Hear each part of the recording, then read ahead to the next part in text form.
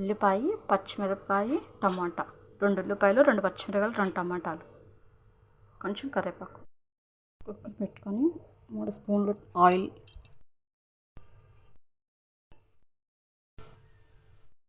పెసరపప్పు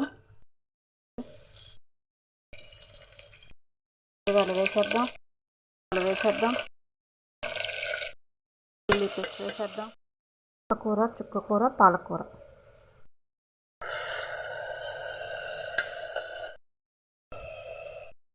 పసుపు, ఏం వేయాల్సిన అక్కర్లేదండి. కొంచెం దీంట్లో వచ్చిన తోటకూర వచ్చిన తేమ, టమాటాలో తేమని తోటకూర బాగా ఉడికిపోతుంది. కుక్కర్ పెట్టేద్దాం.